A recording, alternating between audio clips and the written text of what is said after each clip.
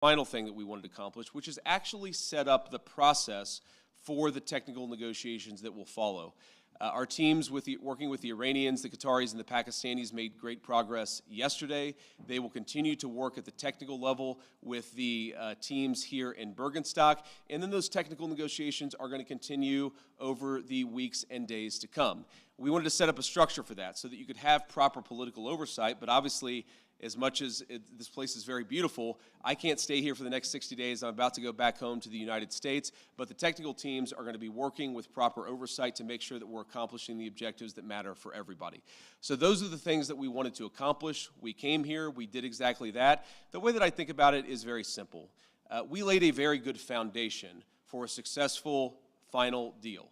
The final deal is the house. We set the foundation. We haven't built the house, but we've laid a successful foundation to get to a good place for the American people. I think it's important for all of us to appreciate how much was done, but honestly, there is still a lot to do as we continue to make progress on the nuclear talks, on the economic talks, as we continue to demine the straits and ensure that that flow of traffic continues to pick back up. A lot of progress, but still some work to do, and we're very committed to doing exactly that. So with that, I'm happy to take a few questions from guys in the audience. I appreciate you guys being here. Let's start with you. Thank you, Mr. Vice President. Did the President's threats yesterday really throw a wrench in negotiations? There were reports that the Iranians walked out at one point. Can you just clarify and tell us what happened? No, they didn't throw a wrench in the system. The thing with the Iranians, yes, they did threaten to walk out, or at least there were social media threats that they would walk out. But we were negotiating well past 1 in the morning yesterday, so they didn't walk out. And their technical team is still here in Bürgenstock working with our technical team actually as we speak, though I imagine maybe some of them are taking a break to watch this news conference. But look, what we told the Iranians yesterday is, when you guys engage in what us millennials might call trash talk, you can't expect the President of the United States not to respond and not to correct the record. So when they say things that aren't true, the President is going to respond to it. I'm going to respond to it. Americans are going to respond to it. When they make threats that aren't rooted in reality, they have to accept that the President of the United States is actually going to set the record straight. That's all that happened. So yes, there was a little bit of threatening, there was a little bit of whining, but at the end of the day, the talks continued and we made great progress. On the nuclear inspectors, when do you expect them to be welcomed into Iran? Is there a time frame that you guys are looking at? And also in terms of when we could see this entire conflict end, do you think this can end by the midterm elections? Well, look, right now the conflict is in a ceasefire, and certainly our hope is that we get to the final deal and a permanent settlement. But right now, I think we've made great progress, and we should all celebrate that. In terms of when the nuclear inspectors are going to start, it's funny, we were trying to call some of the inspectors last night around 2 in the morning.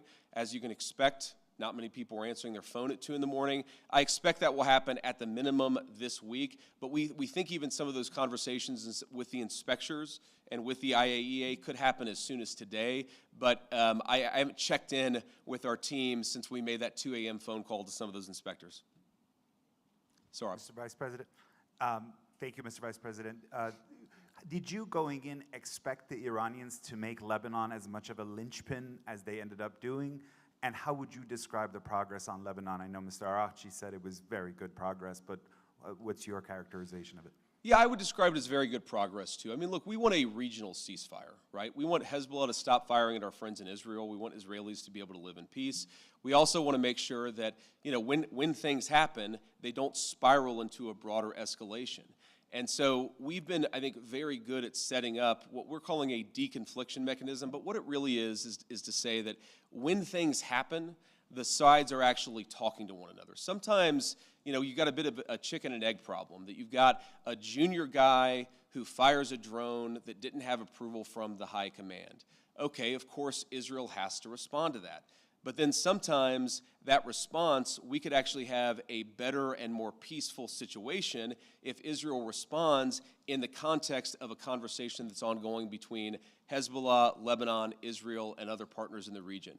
There really hasn't been a mechanism to have those discussions until basically around 4 p.m. yesterday, Bürgenstock time, when we set that up. So what we're trying to do is to say, first of all, Israel and every other nation in the region has the right of self-defense, but we want to make sure that everybody has that right of self-defense in the background where we're talking about how to de-escalate these conflicts rather than spiraling out of control. Sometimes what will happen is that if the conflict spirals out of control, that's worse for everybody's self-defense and worse for everybody's security. So we've actually got the process in place to ensure that that escalation doesn't happen. Now, I will say you already see the fruits of that. Over the past 24 hours have probably been the most peaceful that we've seen the situation in Lebanon. The previous 24 hours were pretty good. Obviously, there was some shooting about 72 hours ago. So this is a work in progress, but what we've done is actually set up the operation so that we can ensure it doesn't spiral out of control in the future.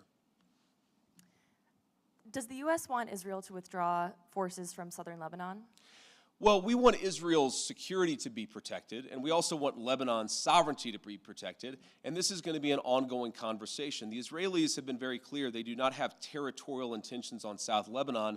The reason they feel they have to be there is because they're worried about Hezbollah fighters in South Lebanon firing into Israel. We do believe, of course it's going to require a lot of hard work, that we can get to a place where Lebanon's territorial integrity and sovereignty is protected, Israel's security is protected, and that's going to require some coordination with the Lebanese armed forces, and also it's going to require the Iranians to rein in Hezbollah. That's all the sort of things that we were talking about yesterday, and again, I think that we got much further compared to where we were just 24 hours ago. Have you spoken with Prime Minister Netanyahu during any of this process at all in the recent days? Yeah, we were in constant contact with the Israelis yesterday, but also, of course, with the Saudis and the Emiratis and others in the region. We talked to the Lebanese yesterday as well, so we're constantly trying to keep our regional friends updated about this. This is not a deal that the United States is imposing on the region. This is a deal that the region has desperately asked the United States to put in place.